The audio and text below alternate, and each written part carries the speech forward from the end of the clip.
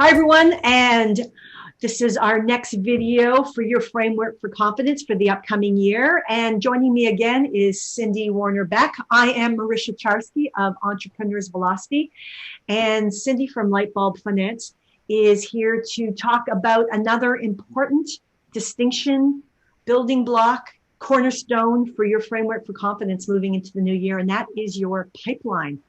Cindy, talk to us about pipelines, the importance of them, and how they work when you use these with your clients. Sure. Yeah. Thanks, Marysia. It's great to be back. So in terms of pipelines, they're really important because they are a leading indicator or something that tells you where your business could get to. And so, most of us want to know how much revenue we're going to make in the year so that we can then plan for that, plan what our associated expenses can be. And so pipeline's really one of those best sort of forward-looking ones. We talked about in the previous video about P&L and the importance of having those lagging or backwards-looking indicators to know where you've been. And so this will help you figure out where you're going. And the great thing about a lagging indicator is you can actively do something to change it. So if your pipeline doesn't look like you're going to hit where you want to be in terms of revenue, then you can start to figure out what the steps are you need to take to change it. Super. Yes, really important, right? Because if we're talking about being in action, generating success, framework for confidence, clearly knowing where you're headed with your clients or lack thereof is an important piece of information to be able to be in action. Yeah. What are some best practices for building out a pipeline? So the first one would be to have one. I think it's really easy as an entrepreneur, especially if you're, I don't love this term, but I'll use it, especially if you're a solopreneur and you're on your own. It's really easy to keep it in your head. And, I know I need to follow up with so-and-so and, next week, and then next week happens and you don't talk to them. And so just maintaining it is an investment of time, but just having it and looking at it regularly so that you have an idea of, are you progressing towards your goals, would probably be the first best practice. The second one would be to think about your pipeline in two sections. So the first section is your sure things. So that would be at the top of your pipeline. These are the clients you already have that you're going to get a certain amount of revenue, either monthly or through projects over the course of the year. So that's your top line. And you just, if from client A, you're going to get $2,000 a month for 12 months, then that's your $24,000 for the year from client A. Client B might be 1,000, and that's your 12,000. But you're going to get that.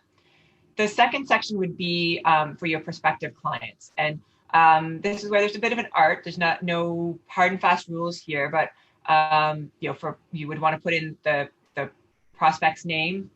At some sense, once you get far enough along in discussions, some sense as to what the revenue might be, and then the important thing is to then weight that revenue. So if you've had 2 conversations with prospect A, it seems like they are a good fit and they'll probably go ahead, and there's a reasonable chance that that'll be at $3,000 a month. Maybe you assign that kind of a 50% weighting because you're not sure about it, but you've had more than one conversation. Things are progressing. But then maybe prospect B, you just heard from them. You've got a call booked with them next week, but you've got traded enough emails to have a general sense of what they need. Throw them in there, and maybe you weight them at 10% for now, and then you can adjust that weighting over time. And then you just multiply that weighting by the revenue that you expect to get from them, and then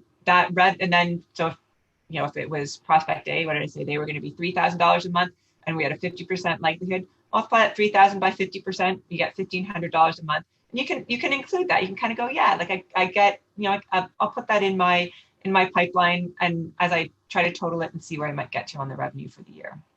Cindy, the points you're making here are important because I find with my clients at first they really hesitate and don't have a sense of the prospect possibility when they start to think about this.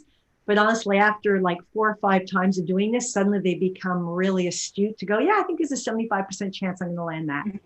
or here are the things that might be off that I have to take care of, but I feel quite confident, or this is really wobbly and I don't even know if they're the right client for me, right? Like I'm talking to them, but I'm still putting them through my sales qualification to make sure they're even a good fit for my company. Right. Yeah. Yeah, absolutely. And that's something that really differs for each business. And that's why I say it's sort of more, the weighting piece is really more of an art than a science. And, you know, try just put some numbers in there first, try that out. They're not going to be perfect the first time. Try it out and kind of see where you're going. The other nice thing that I like to track in pipeline, so that you start to get an idea of how long your sales process is actually the number of meetings and sort of, you know, when did you first make contact with them via email or phone or meeting at a conference or whatever. But then also when did you have your conversations? Like it's nice, and there's lots of online tools for this, but you can also just do it in an Excel spreadsheet as well. I like to track those contacts, and then you also start to get a bit better idea of, you know, usually it takes about 3 months for a client to sign up with me, or usually I need to talk to them 5 times before they sign up with me. And you can start to use that information to plan your business in different ways. Yeah, really great. I love that, because if we're talking about how to make smarter, more strategic choices, one of the thoughts might be, wow, this is taking me too long, actually. I think I need some expertise to help me shorten my sales process. So it's really great. And building on that, another important thing that I always make sure my clients put into that pipeline, it always matches back to the clients, where the client came from. Even if it came from a Google search, like what, you know, if there are certain words they're using, you may not put it in your pipeline, but we're now stretching into the marketing world here. Being able to find out the way your clients are thinking about you and searching for you is so valuable in terms of generating more leads like that. So that can all be included at least. So if you keep saying Google as the source of your clients, what is it? What are your clients actually putting into that search engine to find you on Google? So you keep on doing it and leveraging that, because that's another important part that I put in there. Anything else in terms of how entrepreneurs should think about their pipeline? Or are there any bad habits you've seen that you want to highlight that may need to be transformed for anyone using a pipeline? Yeah, I mean, I think the biggest thing is to set aside some time. We talked about how do you set aside time to make sure your P&L gets done and gets looked at. So also setting aside time to look at your pipeline. And it's also, you know, when I managed a sales team, I was constantly talking to them about, you know, make sure you look at your pipeline every week, manage it every week, keep it in there, because it's got some good information in it.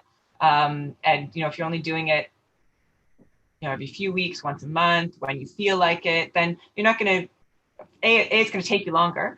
And B, you're not going to remember if you talked to prospect A on the phone on November 3rd. And so you're going to miss some of the stuff. And so the value and the richness of the information isn't going to be there. Yeah.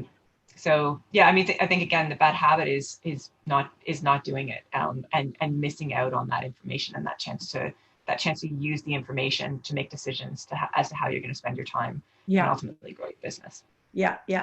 And I'll add one other bad habit I sometimes see is that some of my clients don't really spend the time putting the right numbers in to represent the potential value. Yeah. So they might just do it one and done, as opposed to revisiting it and refining those numbers to really say, yeah, this is actually far more accurate to represent what's in my pipeline. And making sure that that's a continual process. And by the way, working that muscle, I have found, then makes you a better forecaster for the future, because forecasting again can be a bit of an art, right?